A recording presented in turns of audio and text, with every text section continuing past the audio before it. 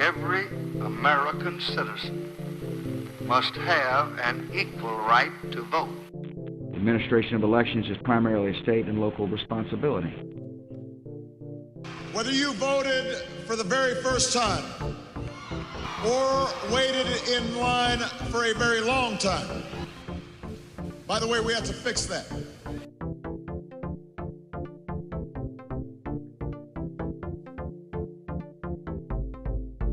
Welcome to High Turnout, Wide Margins. This is Brianna Lennon.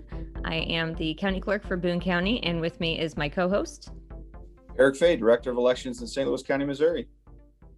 And today we have Avery Davis-Roberts from the Carter Center here to talk about election observation and the work that the Carter Center has done and that they're going to do in the future. So thank you so much for being our guest today. Thanks so much for having me. I'm excited to be here. So our first question is always, how did you end up working in elections? I'm sure I'm probably not the only person to say this, but it's a little bit accidental, I think, to be completely honest. My background was not in political science, not in really anything to do with elections. I am trained as a lawyer, but I really had a focus on international law, international human rights law. I was particularly interested in sort of the Middle East and customary legal practices in other countries. And I went through all of my sort of formal education and then was working as a research consultant in London. You can't tell from my accent, but I did grow up in the UK, although I was born in Chicago. So, but I went all through graduate school and everything in London. So I was working there as a research consultant. That didn't really pay very well. So I was also working part-time in the bridal department of a department store when I thought, I should really be doing an internship. Why don't I do an internship at the Carter Center? Go back to the States for a while. It'll be interesting. So I came to be an intern at the Carter Center in the democracy program that focuses on elections. And that was really where I kind of got my toes wet in the election swimming pool. And I have been really involved in election work and sort of fell in love with elections and international elections, sort of the technicalities and details of elections, everything about elections I love. And that was sort of how I got my start thinking about elections and working on elections. I'm curious how the work has changed for you over time at the Carter Center. What are you working on now? Or when I first started working in the democracy program, it was a little while ago, but we certainly had, as the Carter Center had sort of an established reputation for international election observation at the time. The center started observing elections in the late 80s, and through the course of the 90s, a lot of other organizations had also sort of started conducting international election observation. So when I first started working at the Carter Center, one of the main things we were focused on was not only our own observation work, but trying to build a community of international election observers who maybe shared common principles, common methodologies for doing our work. So one of the first things that I worked on was building that community, working on what became the Declaration of Principles for International Election Observation, which has now been signed by, I think, more than 50 international election observation organizations and sort of guides the work of all of the main international election observation organizations that work internationally. So that was sort of what we were working on then, and that has grown to focus on other issues around sort of election standards and how all of these different organizations really understand and assess the quality of elections. But at the same time, I've continued to work on country programs, observing elections in various parts of the world with the center, working with partner organizations in other countries to do citizen observation, where citizens observe their own elections rather than having international people come in and look at the election process. And more recently, I've been working on our US elections project. So I've done a whole bunch of different things, but the work is there's been a lot of consistency, but also change, I would say, over the years. And I guess this is more of a international question now, but I've done a number of international election observation missions, and it's always fascinating the people I meet on these missions who are other observers. And there are obviously non-governmental organizations like yourselves that do observation. And then there are, intergovernmental organizations, OSCE, OAS, EU, that do these types of things. When I go as an election administrator, a big part of what I want to do is learn how the election system works in the other country and understand what the other election administrators are doing. I also feel like election administrators bring a unique perspective to election observation. And I will say sometimes it frustrates me, some of the people I meet on these missions that have no background in election administration whatsoever. Not that you should necessarily have to have that, but they bring a much different focus and are looking for different things, I guess. My question is, how do you find a good mix of observers for your missions? What types of people do you look for? I'm sure you won't be surprised. We put a ton of thought into this with every mission. We, as the Carter Center, as a non-governmental organization, I think we have a little bit more flexibility about how we can recruit our observers in some ways, right? So if you're one of the intergovernmental organizations like the EU or the OSCE, their observers are all citizens of their member states. And we, as an organization that doesn't have member states, can recruit observers from anywhere in the world.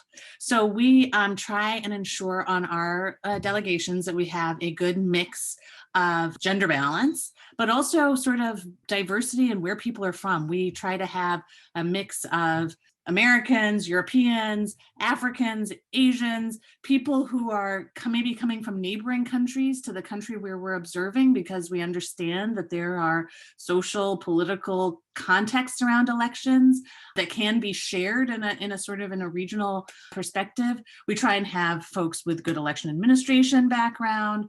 We try and have some people that maybe have a good depth of knowledge of the country itself, of the political context. So sometimes we'll have academic researchers who have focused on, say, the politics of Zambia for 30 years or something like this. They really know sort of how the political parties function there. We might have people with sort of a human rights background who have experience in understanding the broader sort of human rights context around an election.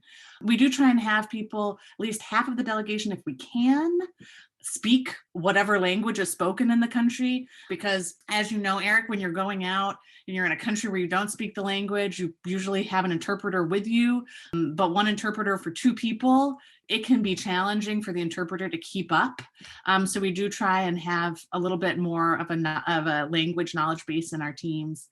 So we try and sort of cover all of the bases around the political, human rights, election administration context of the election, but it is very challenging. And our delegations are not nearly as big as the OSCEs. We might have 100 people, depending on the size of the country for a short term. But we try and be pretty careful, knowing that, as you say, everyone is going to have a slightly different focus and ask different questions and be interested in different things. And we think that when you have people with all of these different backgrounds, you put it all together and you get a pretty good sense of the different dynamics and maybe where there are issues. Several years ago, there was an election, and I can't remember what country in sub-Saharan Africa it was, and that just shows my American ignorance. But there were a number of international organizations that observed the election there, and overall, the assessment was pretty good. And then the domestic authorities said, no, there were issues, there was fraud, the election had to be redone. And I remember seeing that and reading about it, and it actually reminded me of a scene from the TV show Veep on HBO, when Julia Louis-Dreyfus's character goes and is an international election observer in some other country and just acts in the worst ways possible that you could imagine. And so how does the international election observation community, the organizations that do it, how do you combat, one, the perception of these kind of election tourists, and two, maybe in some respects, the real issue of folks who, might go that might not possess the best credentials to be doing what they're doing in some cases. I'm curious to know what you think about that. Yeah, no, that's so. I mentioned earlier the Declaration of Principles for international election observation that we were working on when I first started at the Carter Center. And, one of the reasons that I think all of these organizations felt like we needed to really sort of come together as a community and talk about what is international observation, what sort of are our guiding principles, what is it that we do, how can we explain this to people, was a combination of those factors. I think in like the early 2000s, there'd been an election where maybe there were multiple international observation groups looking at the same election, and they came up with quite different analyses of how that election had gone. And so that sort of started what has now become a community of practice, sort of thinking about like, how do we address this problem? How do we make sure we're all using the same approaches? But then, there was also the issue of allegations and accusations of electoral tourism. And really, I think a desire on the part of all of the organizations to make sure that we had a better sense of what is appropriate conduct for our observers and a tool to hold them accountable. So attached to the Declaration of Principles is a code of conduct for our observers. All of the endorsers of the Declaration of Principles use that code of conduct. It talks about, basically like follow the law, don't do really bad things, use good judgment. And then it basically says like, if you don't, we boot you off the mission. And so, we make sure that people have read that, they understand what's in there, and we hold people accountable to that. And we also kind of going back to your earlier question, Eric, about sort of how we select people, we also are sort of, we try to do due diligence in advance of sending people out as our observers to make sure that they'll, do a good job and understand the process. We give a lot of training about sort of how elections work in this country, how you should behave in this country in a way that's culturally appropriate.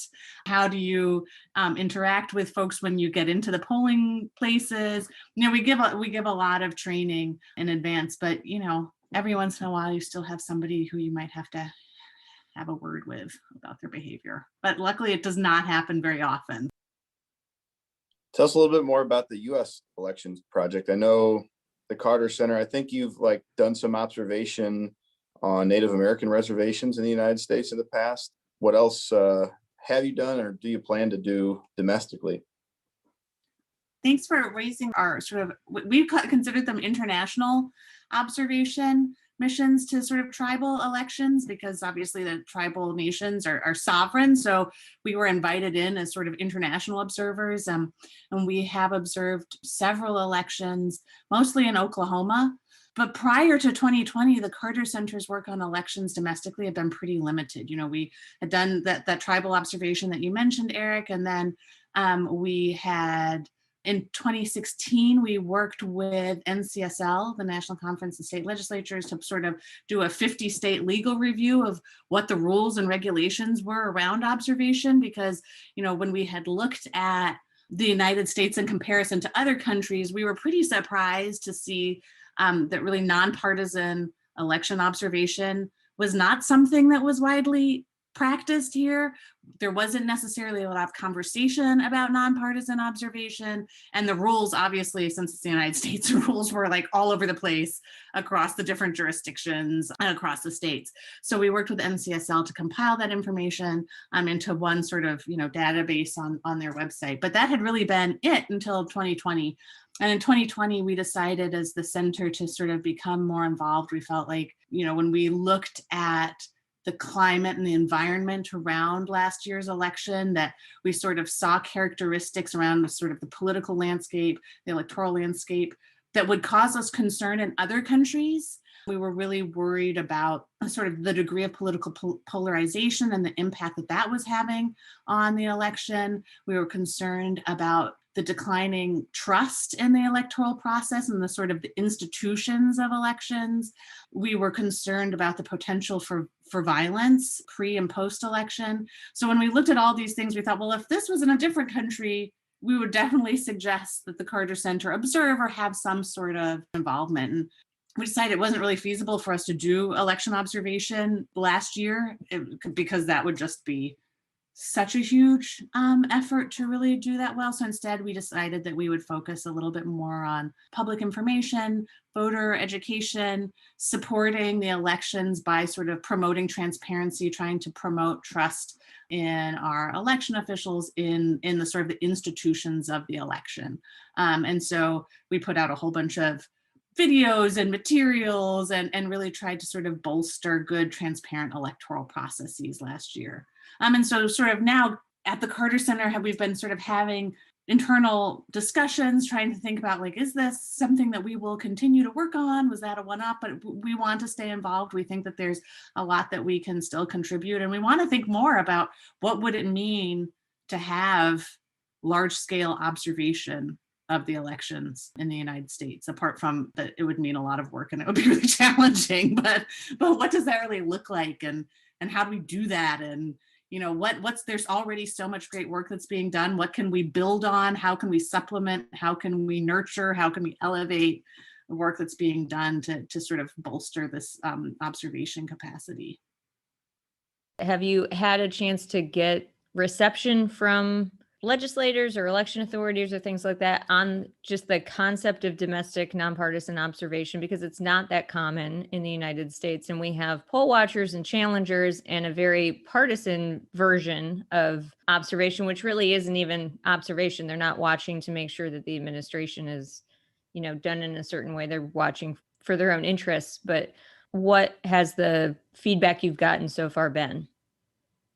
When we started doing that work that I described in 2016 with NCSL, one of the things that we started doing even 5 years ago was to start trying to have more conversations about what nonpartisan observation is with state legislators, with secretaries of state, with state election directors, to try and sort of get a sense of, where people were in their feeling about nonpartisan observation, where there might be some resistance, where there are really important considerations that maybe we aren't thinking about because we are so accustomed to this in the international context.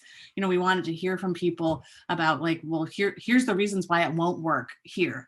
So far, I would say we need to continue those conversations. And part of our plan in the next year is to really sort of hear more from people about what they think about nonpartisan observation, how it could fit in.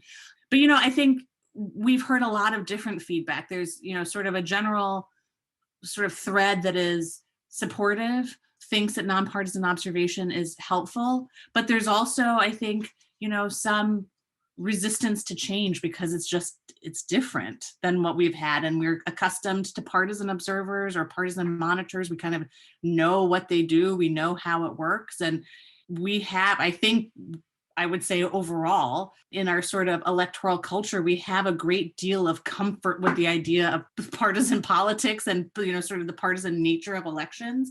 And so sort of thinking about this in new and different ways has been, is something that we're continuing to work on. I will say in November, the Carter Center observed the risk limiting audit that was conducted in Georgia as a nonpartisan observer. And we had a lot of, good conversations with the election administrators across the state with whom we were working, who were just really supportive when we called to say, hey, we're going to be sending our observers. And when our observers turned up, people were so excited to have people who were just interested in the process and were asking questions about the process and wanted to learn more about how election officials do their work and wanted to, people just were really receptive. So we're hoping that this is something that we can, build on, that we can try and continue to sort of build that enthusiasm, because election officials across the state, across the country are doing so much work and people don't ask them about the work that they're doing. That everybody's always just interested in the results and how quickly the election results are put out. And, sort of there's so much focus on that end product. But there's so much that goes into an election, and people seemed really eager to talk about it and to get feedback on things that they could do differently or ways that they had really done a great job. So we're hoping that there will be, once people have a better sense of exactly what the difference is between partisan monitoring and nonpartisan monitoring, that there will be a great deal of receptivity to this idea. I'm curious if there have been conversations amongst you and your colleagues at the Carter Center about some of what might be the dangers of domestic election observation, nonpartisan election observation. Obviously Jimmy Carter is a Democrat.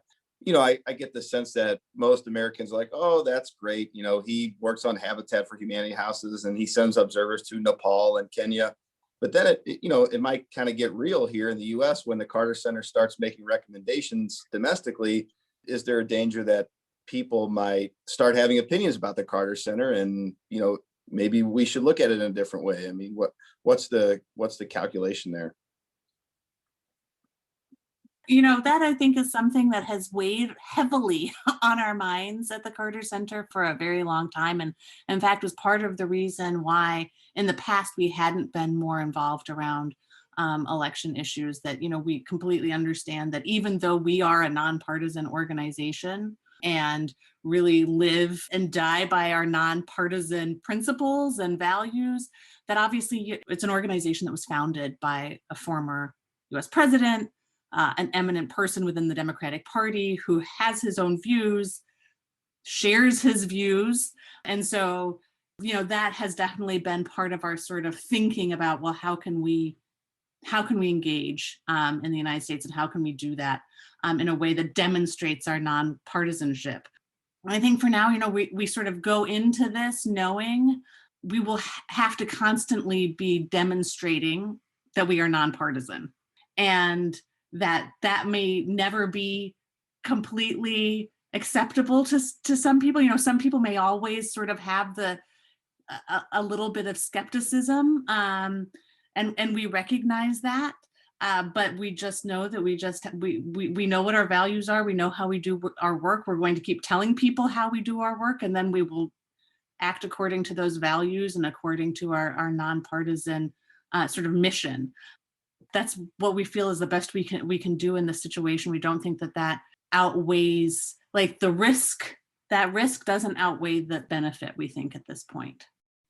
And I will say, we also have really been appreciating relationships that we have with other nonpartisan organizations that maybe have Republican founders, so they're sort of in a similar boat, but on the other side of the political spectrum. And so we've been really enjoying and valuing relationships with, like, the George W. Bush Institute. We did an event with them focused more on sort of international democracy promotion last year, but we're trying to find ways to also learn from the experiences of other organizations that are doing similar work that might be in a sort of similar situation, with having an eminent founder that has a definite political background.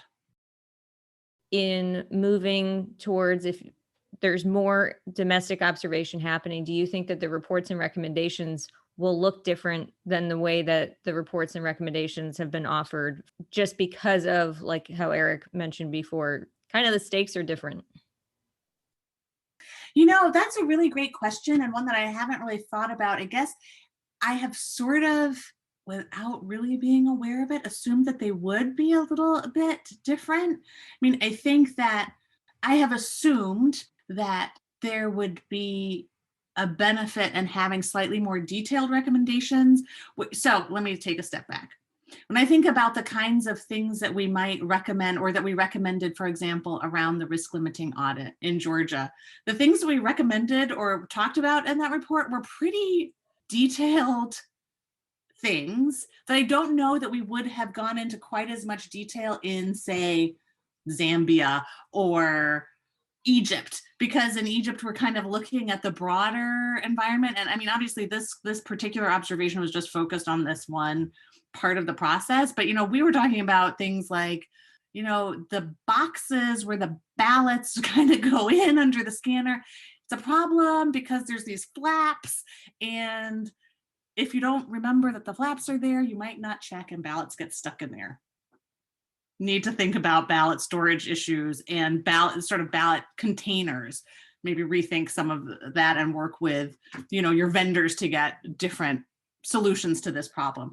So it's pretty detailed, and I have sort of been assuming that those are the sorts of recommendations or thoughts that are more helpful here than they might be in other places where we're working, just because the sort of the context and the needs around sort of assistance, support to election administration are different here than they might be in other parts of the world. But I say that, without having really thought about this question at all before you just asked me. So what else do you think is important for especially Americans to know about the Carter Center and what you all do? I mean, I think, not because we have been so focused on working internationally, people, unless you maybe are in the Atlanta area or really like Jimmy Carter and are a Jimmy Carter fan, I don't know that people have really thought much about the Carter Center, to be honest, in the United States, because so much of our work has been international. So I guess the first thing is like, hey, we're here. We're a nonpartisan organization. We're based in Georgia. We do a whole bunch of things. Obviously we have our election observation work internationally, our election support work internationally that we're also sort of trying to bring home. But we also do a lot of work on health programs internationally. We have Mrs. Carter has been a huge proponent for mental health for 40 years, something like this. And she and our colleagues in the mental health program have been doing, a lot of work domestically around promoting access to healthcare for mental health, mental wellness, reducing stigma around mental health. So we're here, we do all kinds of things. We'd love people to learn more about our work.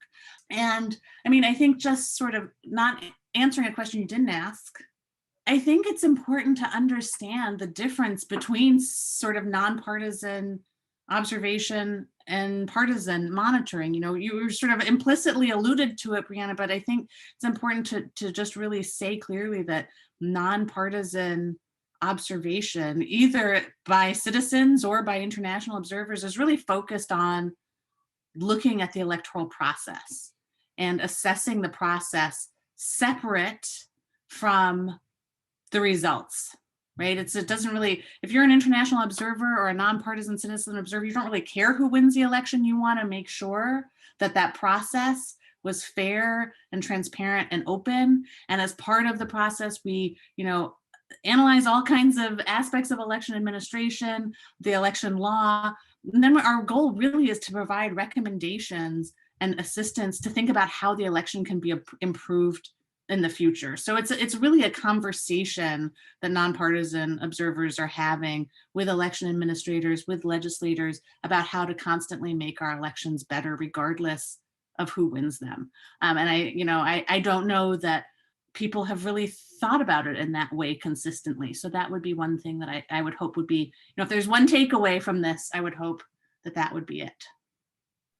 I don't know if that can be emphasized enough, the uniqueness of nonpartisan election observation. And I know we mentioned this in a previous podcast with John Alt from Democracy Volunteers, that in Missouri, and I think we're similar to a lot of other states where partisan observers are challengers, as they're called under our state law. They have explicit authority to observe things. Missouri is somewhat unique in that international election observers are allowed to observe the process. There is no provision in our state law for nonpartisan domestic observers. And I think that's, like I said, similar in a lot of other states. So there's probably a lot of legislative work maybe to be done before this can be done in any meaningful way nationwide. In some places we've seen that there's a sort of enough discretion that is left about who can access polling places, that in some places, it says that it's open to the public, or it doesn't specifically list which kind of observers can be in polling places here. And so there's been maybe a little bit more of a leeway for domestic nonpartisan observers to have access to the process. But I just think when I look at our experiences internationally and just the level of interest in being engaged around the elections here, it just seems like really nonpartisan domestic observation is a great way for people to understand the process, to feel involved in the process without having to be associated with a political party if you don't want to. And that it's just that sort of that ability to see how the process works, to really understand all of the safeguards that are in place, all of the things that election administrators are doing to protect the election process, having people that can see that and then tell their friends and be advocates for the process and really sort of provide transparency. And it just seems like something that, we might really need right now, given sort of the dynamics around the last election. So I'm hoping that, we can have this conversation and people can see the benefit of nonpartisan observation as a way to really bolster the work that election officials are doing and bolster this transparency of the process. I was going to ask what you would like local election authorities to know, because I think probably there's been not a lot of awareness, at least, it doesn't come up in our trainings or our conferences or things like that, the concept of what if we started having domestic observation? I think the first thing that came to mind for me is that I think nonpartisan observation should really be a conversation, right, throughout the electoral process, but it also needs to be a conversation before you have nonpartisan observers. So when I think about how we might work in other countries or our expectations, we expect as observers that we will be accredited, right? And that as part of that process of getting a badge that says we have access to the polling place, there are rules about how we have to behave in that polling place. There are rules about, not interfering, only asking questions at a time that's convenient for people. If people are really busy running the election, you need to leave them alone. Not ask a bunch of questions. That there are ways that we should be having conversation about the appropriate roles and responsibilities of nonpartisan observers from the outset, so that there's clear expectations about how observers will behave, but also what observers should be giving back to the process, right? So you should be coming in and looking at these things, but you shouldn't just be sort of putting out super critical public statements about the election process. You should also be pointing out what went well. You should be having conversations with the local election officials about what you've seen. You should be sort of building relationships, because it is essentially, we're all wanting to do the same thing, right? Which is to have good elections where people can vote and feel like they are participating in their political processes at the local level all the way up to the federal level. And so if we all have that goal in mind, we should be thinking about this as a conversation and thinking about how we all contribute and how we can help each other, knowing that at times there will be, there may be critical interventions. There might be feedback that, isn't the easiest to hear, but at the same time, a lot of the time there's going to be feedback, or there should be feedback that's positive about the things that have gone really well. So I would like to think of this as a conversation that starts with everyone sort of coming to the table and talking about what nonpartisan observation can and should be in jurisdictions, and how we can work out those roles and responsibilities in a way that makes sense for everyone, and that ultimately supports the electoral process to be better next time. Not that it was bad this time, but better, always better, continuous improvement. All right. Thanks, everyone, for listening to another episode of High Turnout, Wide Margins. And a big thanks to Avery Davis-Roberts from the Carter Center for talking to us about all things international election observation. Please tune in next time for another episode of High Turnout, Wide Margins.